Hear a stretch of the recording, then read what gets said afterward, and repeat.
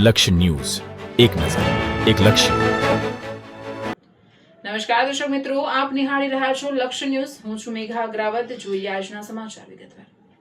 સિનાડ ગામે ચૌધરી સમાજનું મહાસંમેલન. મોટી સંખ્યામાં સમાજજનો ઉમટ્યા. અજમલભાઈ ચૌધરીના અપહરણ અને મારપીટના કેસમાં કડક કાર્યવાહીની માંગ. થરા ખાતેથી અપહરણ કરી દેવ દરબાર મઠ ઉગડ ખાતે લઈ જઈ માર માર્યાના આક્ષેપ. દેવ દરબાર મઠના સંત બળદેવગીરી સહિત જવાબદારો સામે ગુનો નોંધવામાં, આરોપીઓને તાત્કાલિક ધરપકડ કરવામાં આવી તેવી સમાજ આગેવાનોની ઉગ્રમાં. 21 દિવસથી કાર્યવાહી નહીં થતા ચૌધરી સમાજમાં ભારે રોષ. લાખણેશ્વર મહાદેવ મંદિર ખાતે સંત ગોવિંદપુરી બાપુના સાનિધ્યમાં સંમેલન યોજાયું. નિષ્પક્ષ તપાસ નહીં થાય તો આગામી સમયમાં ગાંધીનગર પહોંચી ગાંધી ચિંધ્યા માર્ગે ઉગ્ર આંદોલનની ચૌધરી સમાજે આપી ચીમકી. રિપોર્ટર પંકજ સાધુ, પાટણ. પોલીસ સ્ટેશનમાં જઈ અને કહે છે, વિડીયો એના ઘટનાના પુરાવો પણ છે, અને છતાંય પુરાવા હોવા છતાંય પોલીસ પ્રશાસન ઘટનાને મૂળભૂત રીતે લેવાની જગ્યાએ ફરિયાદમાં વિવરણ જે કરે એ વિવરણમાં વિસંગતતા રાખે તો સ્વાભાવિક રીતે ન્યાયની માગણી કરવા માટે સમાજ નીકળવાનો છે.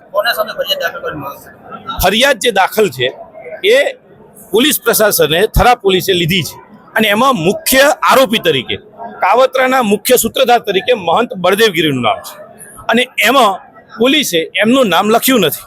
બીજી વાત છે, જે લૂંટ થઈ છે 15,000 રૂપિયાની, એ લૂંટનું પણ વિવરણ એફઆઈઆરમાં કર્યું નથી. તો આ બંને બાબતો છે.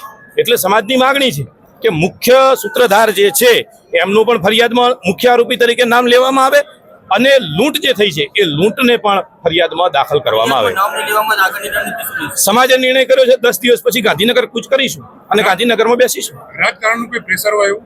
રાજસત્તાનું કામ કરવાની છે. રાજકારણને એનું કામ કરવાનું છે. એ એમનું કામ ચાલુ રાખે, જે કરવું હોય કરે.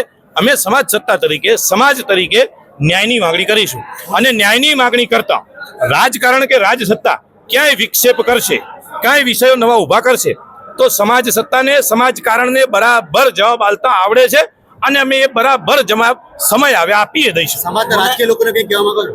રાજકીય લોકો જે સમાજના છે એમને વિનંતી છે કે ભાઈ આ જે ઘટના ઘટી છે એ ઘટનાને તમે નિષ્પક્ષ રીતે, તટસ્થ રીતે જાણો, સમજો, અને જિલ્લા પોલીસ વડાને ભલામણ પણ કરો કે ભાઈ આ ઘટનાની યોગ્ય અને ન્યાયિક તપાસ થાય. આ લોકો ગુનાહિત ઇતિહાસ ધરાવે છે, તેમની સામે પાસા હેઠળ કાર્યવાહી કરવામાં આવશે. આગામી શું કામ છે તમારું? આભાર છે પોલીસનો. પાસા હેઠળ પોલીસે કર્યું તો પોલીસનો આભાર. આવા અસામાજિક તત્વો જાહેરમાં, બજારમાં ખુલ્લેઆમ નીકળે, ધર્મની જગ્યામાં જઈને બેસે તો શું સમાજને સંદેશો આપશે? શું સમાજ વ્યવસ્થાને આપશે?